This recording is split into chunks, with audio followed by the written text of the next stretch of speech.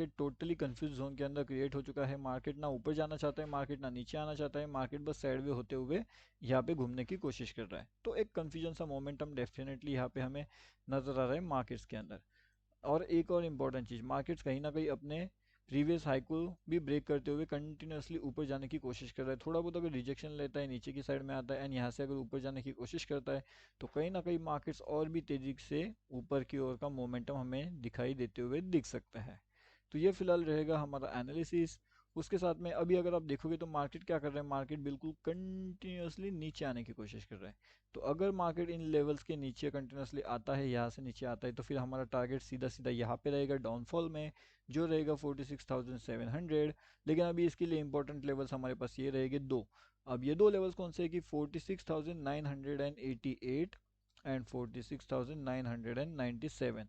अगर market in दोनों levels को अच्छा खासा सपोर्ट लेता है एंड मार्केट अगर यहाँ पे डाउनफॉल करने की कोशिश कर रहा है, तब जाकर के हम क्या कर सकते हैं, निफ्टी बैंक के अंदर एक निगेटिव सेटअप फाइंड आउट कर सकते हैं।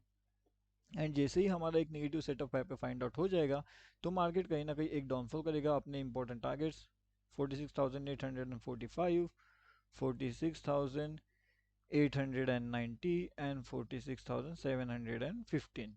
तो ये दोनों तीनों टारगेट्स हमें आसानी से वहाँ पे अचीव होते हुए फिर दिख सकते हैं, अगर कब, जब मार्केट यहाँ पे नीचे आएगा तब। ठीक है। तो आई होप मैंने आपको क्लियर यहाँ पे ऑलरेडी करके रखा हुआ है कौन से इंपॉर्टेंट चीज़ें हैं। उसके बाद में यहाँ पे अगर आप देखोगे तो यहाँ पे मैंने आपको ऑलरेडी एक्सप्लेन करके रखा हुआ है कि मार्केट जो है एक ट्रैप जोन के अंदर मोमेंटम दिला रहा है, तो ट्रैप जोन के अंदर हम यहाँ पे ट्रेड अवॉइड करेंगे। ठीक है। अब ट्रैप जोन कैसे होने वाला है कि मार्केट यहाँ पे देखोगे तो मार्केट इन लेवल्स के आसपास ही घूम रहा है। ठीक है। अब लेवल्स के आसपास घूम रहा है तो इसका मतलब मार्केट ऊपर भी ट्रैप कर रहा है, मार्केट नीचे भी ट्रैप कर रहा है। एक तो मार्केट यहाँ पे घूमना चाहिए, एक तो मार्केट यहाँ पे घूमना चाहिए, लेकिन अगर वो इसके अंदर घूम रहा है ना, तो वो क्या कर रहा है, वो ट्रैप कर रहा है। एंड अगर मार्केट ट्रैप कर रहा है तो हम क्या करते हैं, यहाँ पे नो ट्रेड जोन आइडेंटिफाई कर लेते हैं। अगर नो ट्रेड जोन एक बार आइडेंटिफाई हो जाता है, तो फिर हम वहाँ पे ट्रेड नहीं करते। अगर आपको नो ट्रेड जोन आइडेंटिफाई वहाँ पे नहीं जम रहा, मतलब नहीं करते आ रहा है, तो फिर आप क्या करोगे। नो ट्रेड जोन अगर आपको आइडेंटिफाई नहीं करते आ रहा है, तो आप सिंपल सा देख लीजिए, आप एक या फिर दो ट्रेड करके देखिए। अगर आपके वहाँ पे स्टॉप लॉसेस हिट हो रहे हैं या फिर आपके वहाँ पे टारगेट हिट हो रहे हैं, वो आप आइडेंटिफाई करिए। अगर आपके स्टॉप लॉसेस कम हिट हो रहे हैं एंड अगर आपके टारगेट ज़्यादा हिट हो रहे हैं, तो इसका मतलब ये हो जाता है कि वो नो ट्रेड जोन आपके लिए यहाँ पे काम नहीं करने वाला, एंड आपके लिए उस केस में आपके लिए टारगेट हिटिंग रेशियो ज़्यादा बढ़ेगा। ठीक है। तो जो टारगेट हिटिंग रेशियो है वो ज़्यादा बढ़ जाता है, तो इसका मतलब नो ट्रेड जोन वहाँ पे काम नहीं करने वाला। एंड जिस केस में आपके स्टॉप लॉसेस हिट होते हैं, वहाँ पे आपके लिए नो ट्रेड जोन काम करना शुरू कर देगा। तो नो ट्रेड जोन का आपको लॉजिक अभी पता है, एंड नो ट्रेड जोन कहाँ पे एक्टिवेट होगा, नो ट्रेड जोन कहाँ पे एक्टिवेट नहीं होगा, उन दोनों का लॉजिक अभी आपको पता है। अब एक और इम्पोर्टेंट चीज़ यहाँ पे निकल के आती है। अब यहाँ पे अगर आप देखोगे ना, तो जो निफ्टी है, निफ्टी ने क्या किया है, निफ्टी ने काफ़ी बढ़िया से पीई साइड में ट्रैपिंग मोमेंटम जनरेट किया है। अगर आप यहाँ पे ध्यान से देखते हो, तो यहाँ पे जो पीई साइड में एंट्री बने हैं, इतने जो पीई साइड के एंट्री यहाँ पे बने हुए हैं, सभी के सभी पीई एंट्री, मतलब यहाँ पे आने के बाद यहाँ पे बहुत ज़्यादा नए लोग एंट्री कर देते हैं। न्यू एंट्री बनती है यहाँ पे पी साइड के लिए। ओके। तो न्यू एंट्री अगर पी साइड के लिए बन रही है, तो कहीं ना कहीं मार्केट ने क्या किया, तुरंत यहाँ से मार्केट ने रिवर्सल ले लिया। अभी अगर मार्केट यहाँ पे रिवर्स कर रहा है, तो इसका मतलब क्या हो रहा है कि जितने भी लोग यहाँ पे नए पी साइड की एंट्री के लिए बने हुए हैं, जितने लोग यहाँ पे नया एंट्री कर रहे हैं पी साइड में, उन सभी लोगों का स्टॉप लॉसेस मार्केट हिट करने के लिए आ रहा है। अगर मार्केट इन सभी लोगों के स्टॉप लॉसेस हिट करने के लिए आ रहा है, तो मार्केट क्या करने वाला है, मार्केट यहाँ पे ऊपर जाने वाला है। एंड जैसे कि हमारा एक 30 सेटअप होता है, तो मतलब 30-30-10 करिए या फिर 90-10 करिए, तो इस सेटअप से अकॉर्डिंगली मार्केट कहीं ना कहीं एक निगेटिव मोमेंटम देने की कोशिश करेगा, है ना। तो पहला मोमेंटम तो यहाँ पे उन्होंने लगा दिया, सेकंड मोमेंटम यहाँ पे, थर्ड मोमेंटम यहाँ पे, फोर्थ मोमेंटम का यहाँ पे वेट किया जा रहा था, लेकिन एवरेजिंग के अंदर मार्केट्स में एग्जिटिंग का पॉइंट हो गया है। अब जब मार्केट का एवरेजिंग करते हुए मार्केट ने क्या किया, तुरंत ऊपर गया, है ना। तो क्या यहाँ पे 10% का उनका लेवल्स एक्टिवेट होने का वेट मिला उनको, तो नहीं मिला। वो उनका 10% का लेवल्स यहाँ पे एक्टिवेट हुआ ही नहीं। मार्केट कंटिन्यूसली 30-30-30 एंड 10% का हुआ नहीं। यहाँ पे जिन्होंने प्रॉफिट बुक किया उनके लिए अच्छा है। ठीक है। तो मतलब एवरेजिंग के कंसेप्ट में वो काम करते हैं। वो कभी भी अपने बड़े पैसे को इन्वेस्ट एकदम से नहीं कर देते। अब मोस्टली रिटेलर्स क्या करते हैं या फिर स्मॉल प्लेयर्स क्या करते हैं, अगर उनके पास यहाँ पे 100 क्वांटिटी लेने का फंड्स अवेलेबल है उनके पास, ठीक है, तो वो क्या करेंगे कि पूरे 100 क्वांटिटी का फंड यहाँ पे डिप्लॉय कर देंगे एंड एक बार अगर 100 क्वांटिटी का फंड यहाँ पे डिप्लॉय हो जाता है तो फिर इस फंड्स को वापस मार्केट से एग्जिट करना इतना आसान नहीं होता है ना।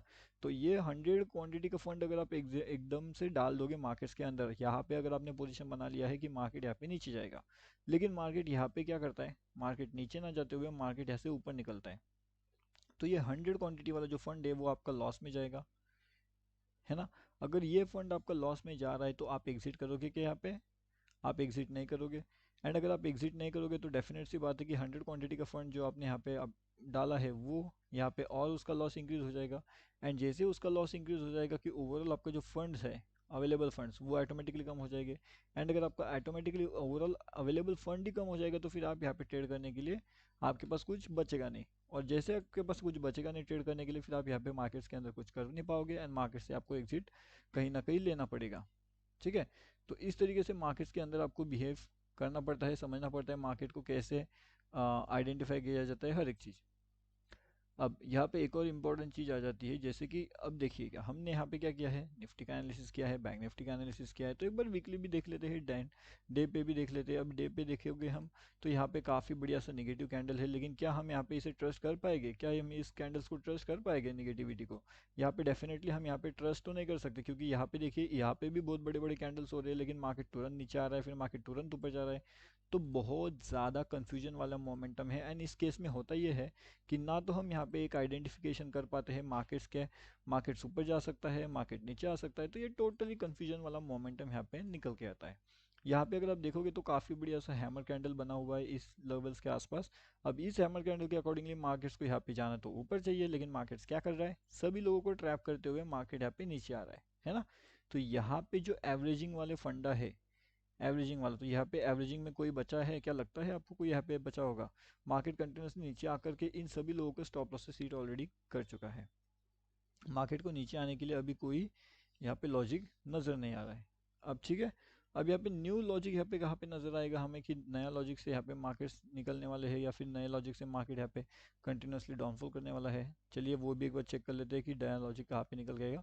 अभी अगर मार्केट के जो इंपॉर्टेंट लेवल्स है, जैसे कि मार्केट अगर 20,873 वाले लेवल्स को ब्रेक करता है तो अपना नेक्स्ट टारगेट निकल के आएगा सीधा 20,815 का। ठीक है, तो 815 एंड उसके बाद में 847, ये दोनों टारगेट्स के लिए हमें वेट करना पड़ेगा अगर प्रॉपरली मार्केट इन लेवल्स के ब्रेक डाउन कर देता है तो। अब ऊपर के साइड में इंपॉर्टेंट टारगेट्स इसके लिए निकल के आने वाले हैं 20,915, 20,973 एंड 20,998 का। अब ये दोनों तीनों लेवल्स बहुत ज़्यादा इंपॉर्टेंट होने वाले हैं निफ्टी 50 में, ऊपर की साइड में एंड एक डाउन साइड में। तो जिस साइड में भी मार्केट्स का ब्रेकआउट होता है या फिर ब्रेकडाउन हमें देखने मिलता है, उस अकॉर्डिंगली हम यहाँ पे ट्रेड प्लान कर सकते हैं बैंक निफ्टी में, निफ्टी 50 के अंदर। ठीक है, तो आई होप अभी आपको कंसेप्ट समझ चुका होगा कि दोनों साइड में कौन से इंपॉर्टेंट लेवल्स हैं एंड क्या है एंड आपको क्या इंपॉर्टेंट चीज़ें फॉलो करना चाहिए। एंड आपको ये भी पता चल चुका होगा कि मार्केट ट्रैपिंग कैसे करता है, मार्केट का ट्रैप कैसे होता है। तो आई होप आपको ये वीडियो पसंद आया होगा, तो वीडियो को लाइक ज़रूर से कर दीजिएगा। मैं आप सभी को एक अगले वीडियो में मिलते हैं। ठीक है, एंड ये जो अपना फ्री टेलीग्राम वाला चैनल है, इसका लिंक वीडियो के डिस्क्रिप्शन में अवेलेबल है, तो डेफिनेटली यहाँ पे आकर के आप डेफिनेटली ज्वाइनिंग कर लीजिए, ताकि आपको इस तरीके से लाइव मार्केट में बहुत सी चीज़ें सीखने मिले एंड उससे आपको बहुत सी चीज़ें सीखते सीखते आप खुद भी एक ट्रेड कर पाओ।